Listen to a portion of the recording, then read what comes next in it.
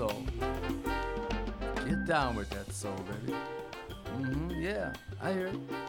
Go on. So, Muriel, I want to tell you something, my darling. Your English is a lot better than my French. It said, excuse my bad English. If you allow me, I kiss you, Muriel.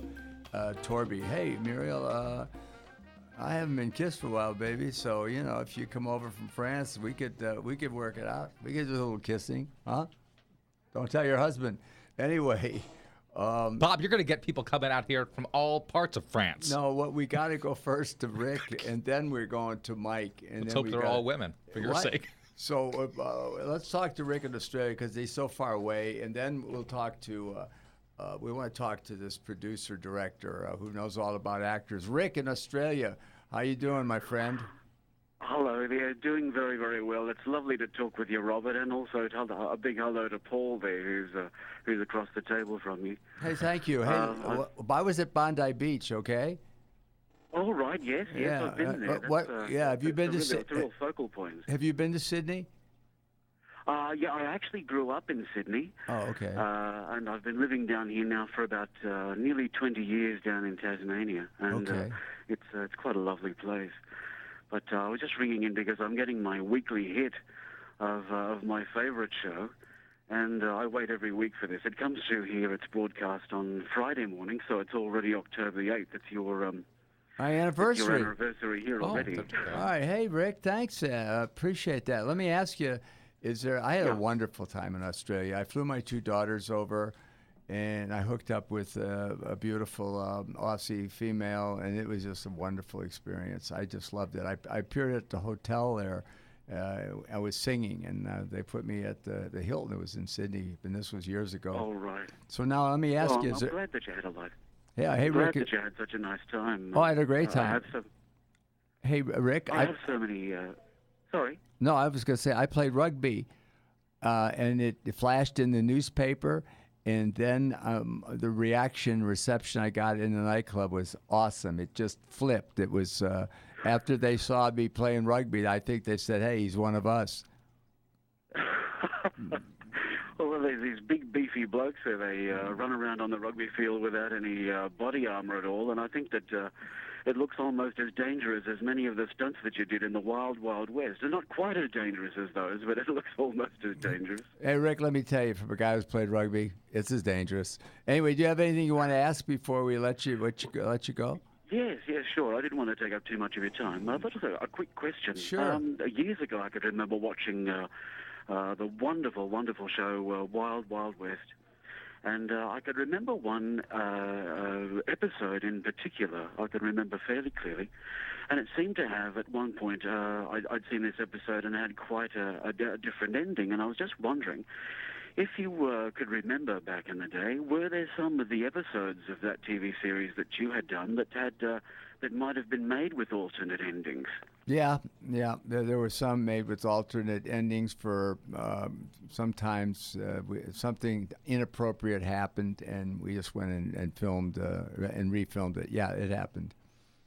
Right, I thought so. There was an episode with Herb Hatfield called The Man-Eating House, The Night of the Man-Eating House. And I could remember seeing one here in Australia that had a distinctly different ending. It didn't have the dream sequence in, and I probably won't explain it in case anybody hasn't seen it. I don't want to spoil it for them. But, I was thinking that there may have been, I had seen it at one stage that it was distinctly different. So thank you for clearing that up for me. Hey, thanks for the call. And I shan't take up too much of your time. No, it's a pleasure. And it's lovely to speak with you. Hey, it's a pleasure. And the other thing I just quickly wanted to say before I go is that I wanted to say how, to send you my condolences on the loss of your friend. I feel that you must be hurting quite a lot, and so my heart goes out to you, my friend, and I look forward to talking to you again sometime in the future, if I may. Thank you. Call whenever you wish. It's your show. We say that over and over and over again because it's the truth. So thanks for calling, Rick. Hey, thanks, Rick. Thank you so much. You're a gentleman and a scholar, sir. Thank you.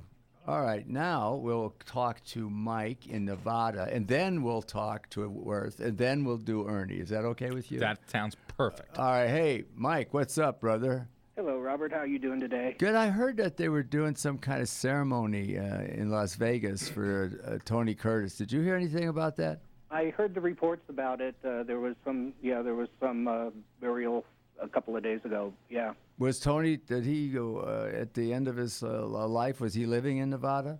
I believe so. Yeah, okay. All right. Hey, what's up? Oh, nothing much. I had a question for you. Sure. I remember when they were putting the ill-fated Wild Wild West movie together, there were some rumors that they might approach you about playing President Grant. Was there any truth to that at all? Never. I met with Barry Sonnenfeld at the Bel Air Hotel, and we just chatted about the show. And I met with the producer of the show, and I had years prior to this, had a confrontation with him. I thought there was sort of an irony to that. I was wondering when they did the Wild West if it was his way of getting even with me. That did occur to me. But anyway, no, I never was offered, nor would I have taken it. Yeah, I wish they would have asked for your input. It would have been a much better film, I'm sure. Thanks a lot. I appreciate that, Mike. All right. So now, here we have with us a director. Now you can see him right there. See him?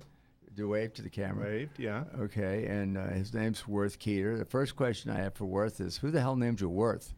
It was a family name. It's a name you hear more often in the South, but it's still fairly rare. It comes from Worthington, comes from England. Oh. Yeah, it's my family was English and German. So. Okay, and the last name? Keeter is a German name. Worth Keeter. Kind of has a ring to it. Well, I mean, it's interesting. So now, Worth, you've been on the other side of the camera for years, and we would go to dinner twice or lunch twice a month, and the guy packs up and has a lovely home and leaves. And you want to tell us why? I had my career here, and I think my work was done. No, I enjoyed my time here, 23 years, but the industry has changed a little bit in terms of the type of entertainment that people watch, and there's a lot of reality television, which is not what I do. And I'm from North Carolina, and I just decided it would be maybe a nice place to go, and there's a film industry there, so.